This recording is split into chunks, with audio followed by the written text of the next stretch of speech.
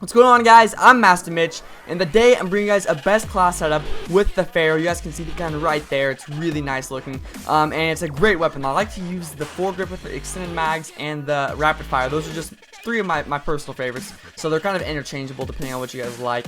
But also I like to use the flak jacket, the fast hands, the blast suppressor, and then the tac mask. Those are also just kind of personal preference, so you guys use them as you would like. But these are the score streaks I like to run when I'm playing domination with this weapon. Lightning strike, the hater, and then the wraps. They're just really nice. And the Reaper scythe is literally the greatest specialist I can possibly imagine. And if you guys do enjoy this video, be sure to drop a like and help support my channel. It's really awesome when you guys leave likes and comments. I love it. And subscribe if you guys are new to get more Call of Duty gaming content.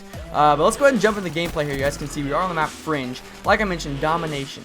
Probably my favorite game type, my most played definitely, that along pretty close actually to hardpoint. So this gun, first thing I want to mention is with rapid fire, this gun is nearly unstoppable. It is just, you honestly can't lose very many gunfights. It's just so incredibly good, especially in like the medium to close range situations. With rapid fire, it makes it where it can compete with the Vesper, it can compete with the VMP. Some of those other SMGs that seem so dominant, it actually has a little bit of a chance to outgun them, especially if you don't miss any bullets. And this is a 4-round burst weapon, which a lot of people really don't like that about it. They don't like the fact of using semi-autos or reverse weapons, for example, like 3-round bursts and such.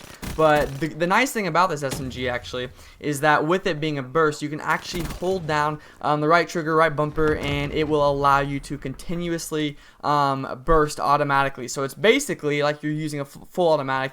It's just that it's being substituted with 4-round bursts at an automatic rate, which is really nice feature they added. It really helps. And right there, I failed trying to call in my lightning strike. I managed to just completely screw it up, but I do end up having a great round. I believe I end up going on like a 15 gun streak at one point and get all my streaks and just kind of go off for a little bit on this map. It's just a great map. It fits really well with this weapon. It did just go hand in hand really nicely. But I would definitely advise not taking off rapid fire. That'd be like the most important attachment you could possibly want on here. The extended mags, honestly, something I've been kind of messing around with. So in like ground war circumstances, it's perfect. Extended mags is really helpful. It really helps when you're clearing a hill or something. But I don't know if it works the greatest when you're using it in just like a standard domination. It definitely helps so you don't have to run like a scavenger or something if you're planning on going for like a nuked out or a lot of extra gun streaks and stuff. It really just helps for that generally.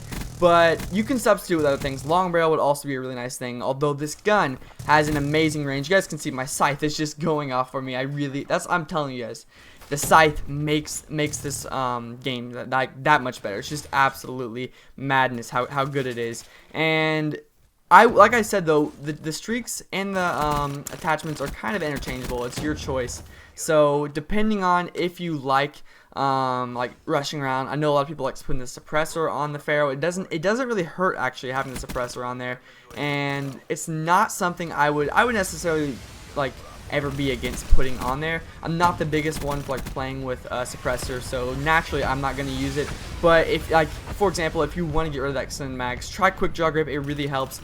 And man, I get so lucky that guy has his fists rather than a weapon out. I honestly should have died there. It was completely fortunate, but it was a really nice setup. This is where I actually start to get my streaks and begin to go on some of these longer gunfights. Just absolutely helpful having these the hater, because like without that, it's just really, without the hater, you can't go on some of these longer gun streaks and stuff. And that is an example of where the gun just completely picks up. Do you guys see that feed there? 5. Now I know 3 of them were from my lightning strike, but it just looks really nice when the feed is covered with your name in there. The gamer tag, it looks so nice. But this gun has that capability of getting the kills at the close range, which is really impressive.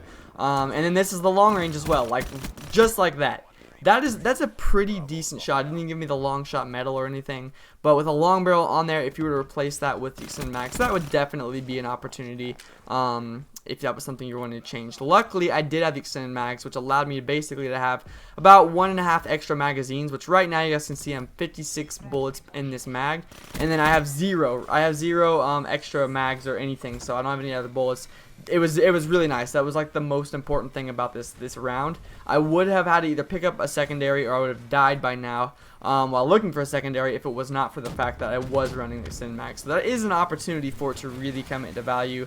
A lot of that just depends on how you play as well. So there's like right there, I could have picked up that guy's Caden 44 or this guy's, whatever. It just depends on how you play the game. But it definitely helps. So this game is coming down to an end. You guys can see 170. We're winning pretty badly, really. Like my teammates were really helping. They were assisting really well. We're getting a lot of control of the map, a lot of control of the spawns and everything. So that's part of using this weapon. Is it's not necessarily one you have to run and gun like this right here. All this mantling and getting kills and stuff. It's not necessarily the way you have to play with it. You actually play with it like a medium, like a short range AR kind of, like a medium range SMG. So it's really nice to have that kind of versatility this gun allows. It allows a lot of close range kills and long range kills, and for that I absolutely love it. And I honestly just can't put this gun down. I used it. I would say like this first time I used it, I just picked it up and I don't think I sat down for like an entire prestige. It was literally that good of a gun. It is my favorite. I don't know. I love it when it comes to SMGs. It's really close there with like the BMP and stuff. But this has been the best class setup, and for the Pharo. If you guys do enjoy, be sure to let me know by leaving a comment and a like. You guys see 61-8 gameplay, not a bad round, and I don't know. I just really love using this weapon. But I will see you guys in the next video. Thanks for stopping by.